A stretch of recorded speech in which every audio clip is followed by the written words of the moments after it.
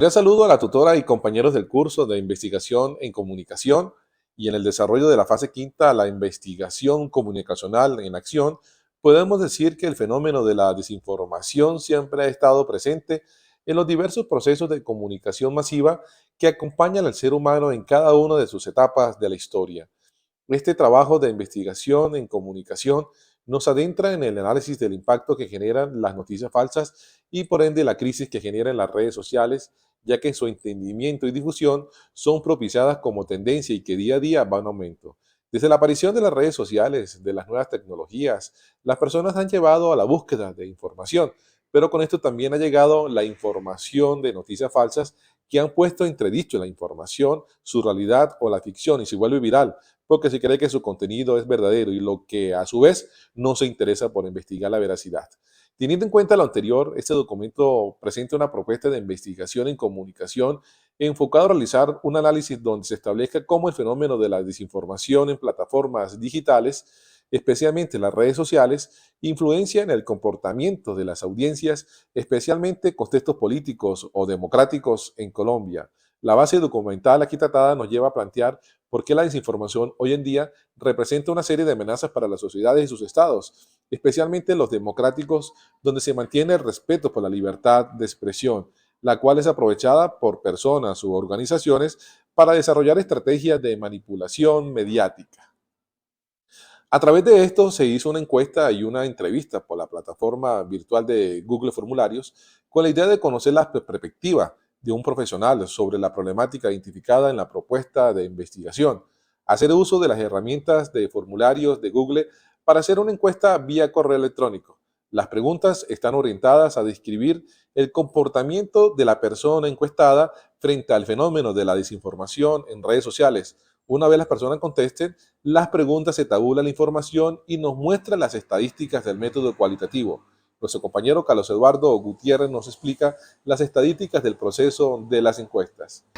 Cordial saludo, mi nombre es Carlos Eduardo Gutiérrez, estudiante de Comunicación Social del CEAT Sogamoso.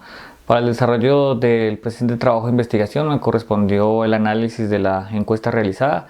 Esta se aplicó a 24 personas, principalmente residentes en el sector urbano del municipio de Sogamoso, Boyacá. Las edades están comprendidas entre los 20 a los 40 años en promedio. El estrato socioeconómico de la población encuestada corresponde a nivel medio, ubicado en los estratos 2 y 3. Con un nivel de escolaridad básica en el pregrado, con algunos casos de especializaciones y estudios técnicos. En cuanto al consumo de contenidos en redes sociales, se ubica principalmente en el entretenimiento y en las noticias y con algunas partes de interés cultural, de actividades de interés de entretenimiento. Principalmente estas noticias son compartidas a través del interés que demuestran estas en las fotografías que las apoyan y en los titulares. Esto ha sido fácilmente aprovechado para el tráfico de las noticias falsas porque se fundamentan en la polémica que pueden generar fotografías alteradas con titulares que generan bastante polémica. Dentro de los encuestados se observa alto grado de conciencia del compartir este tipo de noticias falsas, denotándose que primero se revisa el contenido de esta noticia y se corrobora en otros medios de información institucionales. Esto resultado pues del auge que ha tenido como la tendencia que en ser conscientes del compartir de noticias falsas y los efectos que se pueden generar en cuanto a estas. Estas noticias falsas principalmente tienen contenido político que busca pues el desprestigio a partir del compartir esta información negativa o que puede generar polémica y que redunda o afecta la imagen básicamente de personalidades políticas.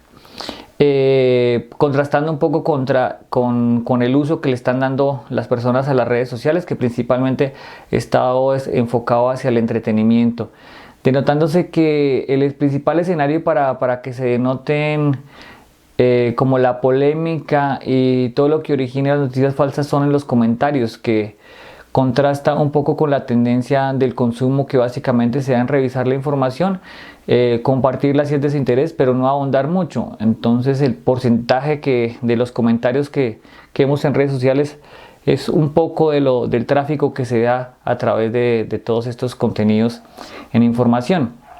En estos comentarios, por lo general, la tendencia cuando se participa está más hacia el lado de ampliar la información y aportar a que ésta tenga mayor comprensión para disminuir un poco el impacto que puede ocasionar este tipo de noticias. Bien, este es un breve análisis del desarrollo de la encuesta que hemos realizado como una de las dos estrategias para recolección de información para analizar este tema y este fenómeno de las noticias falsas en medios virtuales. Muchas gracias. Nuestro compañero David Leonardo Parra Carvajal, en una entrevista realizada a una profesional con el fin de enfocarnos en el análisis del fenómeno de la desinformación en plataformas digitales. El Internet lo ha transformado todo en la sociedad de la actualidad. La forma en que nos comunicamos, la forma en que nos expresamos, todo gira en torno al Internet. ¿Por qué? Porque desde su aparición, los seres humanos lograron encontrar un mecanismo que les permitía transmitir información y conocimiento de manera inmediata, sin importar las distancias que pudiesen existir. Es decir, se rompía la barrera de los límites geográficos. Si bien ya existían los medios masivos como la radio, la televisión, el Internet tuvo un factor diferencial, y es que a medida que se fue consolidando, fue accesible a cualquier persona. Eso no solo nos convertía en personajes pasivos de la comunicación, es decir, receptores de la información, sino también transmisores. Podíamos compartir información de manera inmediata y que se podía leer o visualizar prácticamente en cualquier parte del mundo. Evidentemente, una herramienta como el Internet no trajo solamente cosas positivas, también trajo, digamos, daños colaterales. Y uno de esos es la desinformación masiva. La desinformación existe desde mucho antes del Internet, pero encontró precisamente en el Internet el ecosistema perfecto para poder fortalecerse. La desinformación hoy en día a través de las plataformas digitales y las redes sociales es muy común. Considero que cada uno de nosotros, por lo menos en alguna ocasión, ha sido víctima de alguna desinformación en redes sociales, y más aún en ámbitos políticos o democráticos, en donde los sesgos y las emociones juegan un rol tan fundamental. Sobre esta temática fue que se desarrolló el trabajo de investigación o la propuesta de investigación para el curso de investigación en comunicación en la Universidad Nacional Abierta y a Distancia. Y para desarrollar esa propuesta de investigación, entre los compañeros y quienes habla, David Parra, planteamos dos técnicas de información: la encuesta y la entrevista. La encuesta se realizó mediante una herramienta digital que otro compañero lo explicará. A mí me corresponde explicar el tema de la entrevista. Decidimos hablar con personas que tienen conocimiento sobre el comportamiento humano, el comportamiento de las personas frente a determinadas situaciones. Y para ello yo realicé una entrevista con Paola Rincón. Ella es psicóloga y nos explicó su perspectiva, su punto de vista sobre el por qué el fenómeno de la desinformación influencia tanto el comportamiento de las personas. Fenómeno de desinformación en plataformas digitales o redes sociales. Mi nombre es Paola Andrea Rincón Vargas, soy egresada de la Universidad Autónoma de Bucaramanga, convenio con la Universidad Unisan Gil aquí en Yopal Casanare. Bueno, Paola, muchas gracias por aceptar esta invitación. Esta entrevista se hace con el objetivo de tener un soporte académico y documental sobre una propuesta de investigación que busca analizar cómo las redes sociales influencian el comportamiento de las personas. Primero, quisiéramos conocer desde tu perspectiva psicológica, para ti, ¿qué es el comportamiento del ser humano? El comportamiento, la conducta humana en la psicología como ciencia humana y aparte de ciencia de la salud, es importante que tengamos presente el funcionamiento del cuerpo tanto en la mente. Y bien, si ustedes se dan cuenta, en la psicología lo trabajamos desde la mente y desde la parte física. Entonces, básicamente es como la acción frente a estímulos tanto externos como internos. Entonces, los estímulos internos yo lo llamaría como la parte biológica o fisiológica del ser humano, y los externos ya vienen siendo como los componentes sociales y el aprendizaje también social y comportamental. ¿Cuáles podrían ser esos factores que condicionan el comportamiento de un ser humano? Hoy en día en esta carrera de la psicología tenemos en cuenta tres factores que, si bien es cierto, cada uno tiene una profundidad amplia. El factor biológico, como lo había mencionado, el factor social o cultural y el factor psicológico. Y de hecho, hoy en día también estamos trabajando el modelo que se ha integrado, modelo biopsicosocial. ¿Qué sucede con ello? Y para no complicar este tema y que ustedes puedan comprender, sucede que en la parte biológica, nosotros, tanto el cerebro como desde el sistema nervioso central y periférico, nosotros componemos de unas células de información, y el estímulo externo nos ayuda como a accionar en ello. En la parte social y cultural, ustedes saben que es un tema de aprendizaje social, la identidad, el desarrollo de la identidad, también el carácter individual, somos individuales pero también entes sociales. Y el psicológico ya viene como ese desarrollo cognitivo y procesos psicológicos básicos y superiores, que es la atención, la memoria, la percepción, el lenguaje, pensamiento, son esos componentes psicológicos. ¿Cómo crees tú que las redes sociales están condicionando el comportamiento de los seres humanos? Condicionando. Bueno, esa palabra del condicionamiento teóricamente lo entendemos como estímulo y respuesta. ¿Sí? ¿Cuál es el estímulo? ¿Qué es eso externo o interno que por decirlo así, genera una respuesta de acción o pensamiento? En cuanto al tema de las plataformas digitales y redes sociales, el primer impacto es lo visual. Y si tú te das cuenta, los mismos creadores de las redes sociales y el marketing ha generado que visualmente sea atractivo, interaccional y de impulsividad. Cuando hablo de impulsividad no hablo de la agresividad, sino respuestas que el usuario quiera comentar, compartir y crear. Teniendo en cuenta eso que acabas de decir, entonces, ¿qué consecuencias puede dejar para una persona o para un grupo de personas esos estímulos que se están generando a través de las redes sociales? ¿Consecuencias, me dices? ¿O qué comportamientos se pueden originar mediante esos estímulos?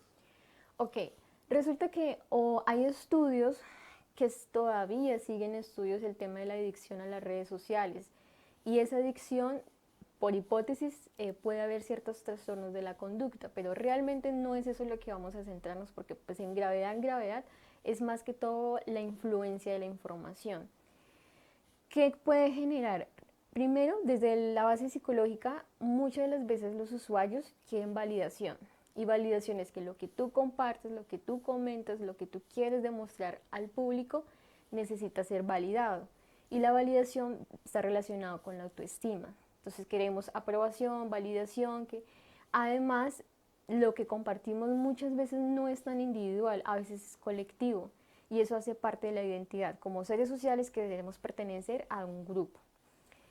Voy a hablar de un tema como un poquito más controversial, pero muy popular, es el tema de la política. Nos centramos en que queremos estar en cierto grupo y en ello nosotros debemos, en la autonomía, pertenecerlo y defenderlo, porque primero es nuestra identidad. Segundo, siempre como seres sociales vamos a defender nuestro equipo, ¿no? Como seres de la naturaleza y los animales, somos un grupo, defiendo mi equipo y estos somos nosotros y este soy yo. Entonces muchas veces, cuando a veces individualmente compartimos algo que es grupal y hay una contrarrespuesta, va a haber desde el comportamiento humano una afectación en la personalidad y en mi identidad, una impulsividad inclusive. En las redes sociales cada uno es diferente, y no sé si puedo alargar esto, pero Facebook, Twitter, Instagram y TikTok son distintos, pero tienen una particularidad. Ahora, basarnos en nuestra nación, Colombia, y en la violencia que sufrió hace unos años, que la libre expresión, la democracia, muchas veces que anteriormente no se podría expresar libremente porque tenías que estar del lado de un equipo y que tenías que estar asegurado. ¿Qué sucede con las redes sociales? Estamos detrás de una pantalla donde sea como sea nos sentimos más seguros, ¿sí? Y el hecho de que durante el desarrollo educativo en las escuelas no ha logrado o no se han logrado hasta el momento, no sé hoy en día cómo serán los colegios, pero aún sigue en ese proceso de mejorar el pensar crítico, ¿no? El pensamiento crítico, resolución de problemas, que eso es muy importante, y la empatía. ¿Qué sucede con esto? El tema de los medios y la influencia y todo aquello. Queremos ser virales y queremos opinar algo que en algún tiempo no podíamos opinar. O en algún tiempo, y eso, mira, desde la psicología tiene que ver en parte la crianza y el desarrollo educativo. Muchas veces, desafortunadamente, como adolescentes o como niños que naturalmente expresamos nuestros sentimientos y nuestros deseos porque estamos en un proceso de desarrollo, como te decía, procesos psicológicos básicos y superiores, a veces nos cuesta expresar porque hay una autoridad, que eran los padres o los docentes, y en cierta época esa autoridad era lo que ellos debían de ser. Y en las redes, lo que te dice la red es, oye, tú eres libre de compartir y decir lo que quieras. Tienes un usuario y tienes todo el derecho de compartir. Entonces, mucha gente en persona cuesta conversar. A veces hay un retraso de proceso comunicativo, de interacción, pero entre las redes nos facilita, porque están todas las herramientas para facilitarlo. Está la comedia, los memes, las noticias, y bueno, hay noticias que de pronto se distorsiona un poquito, o incluso los mismos influencers los distorsiona, y ahí es donde yo lo llamo sesgos cognitivos, ya enfocándonos de la psicología. ¿Y qué viene siendo los sesgos? Son como unas distorsiones mentales ante la realidad. Entonces, un ejemplo, el sesgo de la confirmación o el sesgo de arrastre, es aquello que tú tienes una idea, pero entonces tú arrastras esa información, esa idea, frente a aquello que te lo dijeron de primera información. Entonces viene una noticia, te dice que llega un virus más viral, entonces tú ya tienes la idea de que sí, el virus es súper peligroso y te arrastra la idea. ¿Y qué sucede? Que muchas veces no es así. O soy yo la del error o es error la de la información, y se viene desarrollando, por decirlo así, el teléfono roto en las redes sociales. O inclusive, hace poco, de hecho yo miré sobre un premio Nobel de Física, un tema un poquito complejo, y muchos usuarios en las redes sociales decidieron explicar, decidieron dar su opinión, y había mucha información distorsionada. Primero por el querer expresar, y segundo precisamente por la validación. Aparte que era un tema viral, ¿no? Todo lo que el tema es viral siempre va a haber mayor validación. ¿Cómo crees tú que las personas pueden evitar de pronto caer en esos sesgos cognitivos? ¿De qué manera se puede minimizar el impacto de la información que a diario yo recibo en mi teléfono a través de las redes sociales? Mira, yo hice un estudio en la tesis sobre el tema de los sesgos cognitivos frente a las decisiones corporativas, y en lo que yo he podido encontrar en las revistas científicas es que los sesgos siempre van a estar. Incluso hay sesgos que es parte de la supervivencia humana, y esa parte de la supervivencia, ahora, que tú dices cómo vamos a lograrlo, la idea es, y muy bien la palabra, minimizar o tratar de mitigar como tal una influencia en el tema de las plataformas. ¿Y eso cómo lo hace? Sencillamente tenemos el acceso de diferentes medios comunicativos, como tal el internet, y allí podemos basarnos en algo que puede ser lo más objetivo posible, y el uso de la palabra. Aparentemente va a existir aquello y eso, ¿no? Supuestamente se va a legalizar, Entonces también es el poder de las palabras. No es como llegar a la herida, chicos, atención, va a llegar una nueva ley que nos va a... Otra muy distinta, y creo que como tal el periodismo también lo conoce muy bien, es la estructura gramatical y todo el vocabulario, para que precisamente las personas puedan comprender venga, no, existe la posibilidad que aún está en estudio una ley tal, ¿sí? ¿Me hago entender? Entonces, esa es una de las principales formas de mitigar los sesgos. Ya para finalizar, ¿qué perspectiva tienes tú sobre el uso que le está dando la sociedad actual a las redes sociales y cómo saber comportarnos frente a este fenómeno? Porque es que a diario son millones y millones de datos que recibimos en nuestro teléfono y que muy difícilmente vamos a poder corroborar qué tan cierto es, o muy difícilmente vamos a poder evitar sentir algún tipo de influencia sobre lo que estamos consumiendo en internet. Mira, eso es muy cierto y realmente no es tan fácil. No es tan fácil, pero sí hay un proceso de atajadura, ¿no? ¿Qué sucede? Que en las redes sociales manejan nuestras emociones y nuestras ilusiones. Y cómo lograr... Ahora, las redes tienen como un patrón o un bot, no sé si decirlo así, donde si tú ves un contenido muy seguido sobre un duelo, pues muchas de las veces te van a llegar información de duelos. Ahora, ¿cómo? Mira, así como hay muchos perfiles falsos, hay perfiles donde nos están diciendo, mira, yo soy profesional de esto, tengo experiencia de esto, y tú lo puedes buscar en internet. Y ahí es donde tú puedes guiar la información verídica. Y lo que te digo, el internet también tiene una fuente de información donde se pueden basar desde la ciencia. Ahora, como hablamos de las emociones, no podemos negar que somos seres tanto individuales donde tenemos nuestra propia perspectiva, y muchas veces lo que tú piensas y lo que yo pienso que tiene cierta diferencia no significa que uno de los dos tiene la razón. Los dos pueden tener la razón. Entonces, es también tener en cuenta de que tenemos diferencias, aceptar que hay diferencias, diferentes perspectivas, que ninguno son errores, pero la idea es que podamos aprender a reconocer que el contenido sea real, que detrás de ese contenido sea una persona profesional con experiencia, y si filtramos eso, créeme que vamos a encontrar cuentas más mínimas, y las falsas y las que están viralizando, pues realmente se puede descartar más fácil. Y para terminar, nuestra compañera Zulay Saray Ramos Jiménez nos trae un podcast acerca del tema del fenómeno de la desinformación en plataformas digitales. Cordial saludo, tutora y compañeros. Mi nombre es Zuli y la técnica que utilicé para la recolección de información fue por medio de una entrevista de audio en la cual obtuve resultados como fotografías del encuentro y las opiniones acerca de las fake news por parte del periodista José Ávila.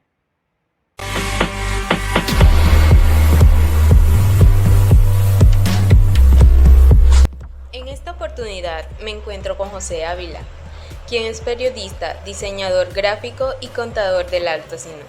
Cordial saludo. Hola Zuli, buenas tardes o buenas, y bueno, un gusto tenerte aquí. Queremos conocer un poco sobre sus opiniones acerca de las problemáticas de las fake news, tratada por el Grupo de Investigación en Comunicación de la UNAD.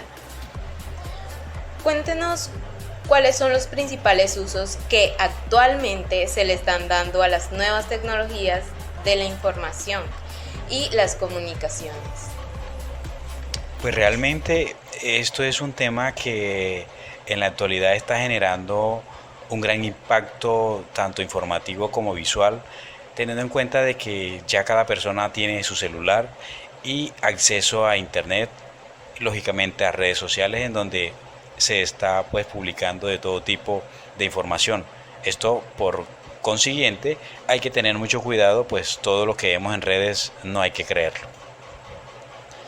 Entonces, a partir de su experiencia, ¿cómo evalúa el uso que la gente le está dando a las redes sociales? Esa es una pregunta bastante amplia. Bueno, yo diría con respuesta amplia, partiendo que las redes sociales, en ellas se está divulgando todo tipo de información que en su gran mayoría son, yo diría que falsas, o tuvieron un tiempo donde se publicaron y se están reutilizando, creando a veces conflicto o confusión entre los mismos internautas. ¿Qué está sucediendo con todo esto? Que la gente hoy día ya no está confiando en las redes sociales y principalmente si el lector no consulta exactamente cuáles son sus fuentes, automáticamente va a seguir esa cadena de confusión y va a seguir replicándola, que es un error muy común el cual estamos acostumbrados a ver en la actualidad. ¿Qué usos o prácticas negativas consideras se le están dando a las redes sociales, desde sus creadores, generadores de contenido y consumidores? Sí, yo pienso que desafortunadamente las noticias falsas principalmente es uno de los usos más negativos que se le pueden estar interfiriendo o pueden estar publicándose en estas plataformas, la cual de alguna manera crea una negativa hacia la misma civilización, hacia la población, hacia la sociedad, ya que a raíz de cada una de esas publicaciones, de una noticia, lo que hace es crear de alguna manera un conflicto interno psicológico, y esto por consiguiente va a seguir estando, como lo dije anteriormente, va a seguir compartiéndose y va a crear más, ¿cómo lo podríamos llamar? Más desconcierto pues en la ciudadanía. Teniendo en cuenta que estos usos o prácticas negativas que usted nos ha compartido, ¿qué efectos desde su experiencia considera han originado estos malos usos y prácticas? Bueno, te respondo con lo siguiente. Todos estos años que he estado haciendo periodismo, hay algo muy positivo, y es que las personas van a una fuente que es confiable. Lógicamente, cuando uno tiene un reconocimiento en redes sociales de que la información que estás publicando es real, tiene cimiento, tiene base, ha sido investigada de una fuente fidedigna, la gente empieza a creer en el medio, llámese redes sociales, Instagram o cualquier otra plataforma. Y esto es muy importante porque al menos están creyendo en lo que tú estás publicando. Hay un aspecto negativo en toda esta área, y se debe principalmente a que por ejemplo, se publican fotografías, se publica, yo lo llamaría el mal uso que se le está dando. Se publica la foto de una persona, le tiene rabia a la otra, y ¿qué hace? Monta una foto, le pone un nombre, le pone alguna descripción indicando que esta persona es estafadora. ¿Y qué sucede con esto? Que se le está de alguna manera dañando la dignidad si la persona realmente no es aludida o no tiene nada que ver. Y ese es uno de los, yo diría que de los puntos negativos que tienen las redes sociales, porque una es de fácil acceso. Cualquier persona puede mirarla y cualquier persona puede publicar algún aspecto negativo de alguien, así no lo sea. Entonces, por eso es muy importante tener en cuenta qué es lo que vamos a consumir, qué es lo que vamos a leer. Otro punto importante, las de redes sociales en la actualidad pues es la que estamos acostumbrados a ver, está muy dada a utilizarse para robar la identidad, para robar lo que llamamos el hackeo, para robar, para usurpar toda la información de las personas y a través de ella valerse la ocasión, como es el caso más conocido. Oye, préstame plata que mi mamá la tengo enferma, y lógicamente algunos caen dándose cuenta más adelante de que han sido estafados porque la red social o el usuario y contraseña fueron hackeados, y pues muchas personas se han visto afectadas. Entonces, hablar de las negativas de redes sociales es definitivamente muy amplio. O sea, es uno de los temas más complejos que hay, porque tiene para todos lados. Algo positivo, y es que con ella nos podemos comunicar o podemos saber de nuestros familiares, amigos, entre otras cosas. Por ejemplo, ha habido algunas personas que desde hace más de 20, 30 años no se conocían, no se sabían, no tenían de pronto el contacto con este familiar o amigo, y las redes sociales ha permitido eso, es una cercanía con estas personas, con estos seres queridos. Entonces, partiendo de ese equilibrio, yo pienso de que vamos a tener un gran conflicto, tanto si es bueno o es malo. Yo creo que al final esto parte del corazón de cada una de las personas. Si eres bueno, tú la vas a utilizar para algo bueno, pero si eres malo, pues lógicamente eso es lo que vas a comenzar a sembrar. Bueno, centrándonos más en el tema, ¿cómo analiza el fenómeno de las noticias falsas y manipulación de la información en redes sociales? Este es otro tema que incluso preocupa. Hay medios en Colombia, medios reconocidos, que han caído en ese error. Incluso un ejemplo más claro fue el de la parlamentaria Cabal, en donde confundió, o por no estar bien informada, lo que hizo fue vio la foto de un youtuber y lo confundió con un bandido, con un terrorista. El señor en redes sociales y en su canal, él le dio, no sé si rabia o qué, pues yo no quiero estar en el lugar de él, pero ¿cómo se sentirá una persona a la cual están utilizando su nombre, su cara, simplemente por no estar seguros realmente de la información, de lo que se está diciendo? Entonces, esas fake news que regularmente estamos acostumbrados a ver, hay que tener cuidado, hay que consultar sus fuentes, hay que ver la fecha. Yo me he encontrado con noticias, estamos en el 2022, me he encontrado con noticias replicadas y compartidas por muchos amigos, entre comillas, que uno tiene en redes sociales, de 2015, 2016. Es decir, las personas ven una noticia, les llama la atención, pero no investigan, no miran de cuándo es, qué fecha tiene, de dónde es procedente. Hemos visto infinidades de este tipo de noticias, videos, lo cual lo que hace es confundir al lector, confundir a los internautas que regularmente están allí ávidos de información. Por eso hay que tener muy en cuenta y estar muy atentos cuando leemos una noticia, de dónde proviene, cuál es su fuente, para no cometer el error, porque es algo vergonzoso. El periodista tiene que estar bien informado, el periodista debe ser investigativo. Es decir, si Semana tiró, por decir algo, una noticia, yo pues tengo que buscar otras fuentes, porque no podemos quedarnos con una sola. Eso es muy importante y eso es lo que hace realmente al periodista. Comunicador social, periodista, investiga una noticia. Una última pregunta, la cual nos dará la oportunidad de encontrar una solución a esta problemática, es ¿cómo considera que se pueden contrarrestar o prevenir estos malos usos y prácticas? La solución a ese problema. Pienso que una de los puntos más importantes es investigar.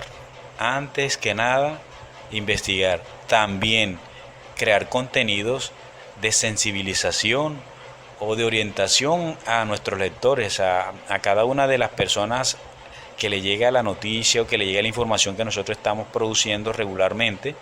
Es importante nosotros crear ese tipo de contenidos. ¿Esto con cuál es el objetivo? ¿O qué objetivo? Que ellos no crean en toda la noticia que se lee, que aparezca publicada en cualquier red social, en cualquier plataforma, sino que sean más cuidadosos tanto de compartir como en creer las publicaciones que regularmente se estén haciendo. Es decir, es un trabajo de todos, tanto de periodistas, tanto de la misma sociedad, pero nosotros como periodistas tenemos esa obligación. Orientemos a las personas para que no Principalmente no compartan información de dudosa procedencia. Es decir, no tenemos un medio que no está bien reconocido para que vamos a compartir. Y por eso es importante que el periodista, cuando crea su plataforma, su página, sea muy responsable al momento de producir una noticia, porque eso es lo que le da la calidad, le da el respeto y le da el estatus en la misma sociedad al momento de que nuestros lectores nos lean. Gracias a Dios a nosotros nunca nos ha pasado ese tipo de situaciones porque hemos sido muy cuidadosos al momento de publicar noticias. Primero, la consultamos. Segundo, la constatamos. Y tercero, pues una vez hecha la edición, pues publicamos, pero con mucha responsabilidad, siempre partiendo de esos principios. Responsabilidad al momento de compartir. Muchas gracias a usted por brindarme este espacio para realizarle algunas preguntas sobre la problemática de noticias falsas. Gracias, Zuli. Yo creo que me quedé corto con las respuestas, porque es que hablar de redes sociales y toda la problemática que ha desencadenado tanto noticias falsas, lo que se publica, los contenidos, realmente, o sea, no acabaríamos hoy hablando de esos temas porque es muy amplio, es muy extenso, pero sí es muy importante tocar el tema porque pienso de que tenemos un gran trabajo y es de alguna manera contrarrestar las noticias o el contenido falso de rara procedencia para que nuestra sociedad no siga más engañada o creando un tipo de conflicto psicológico, porque al final es un conflicto que va a causar ¿cómo le llamamos? Preocupación en la misma sociedad. Muchas gracias.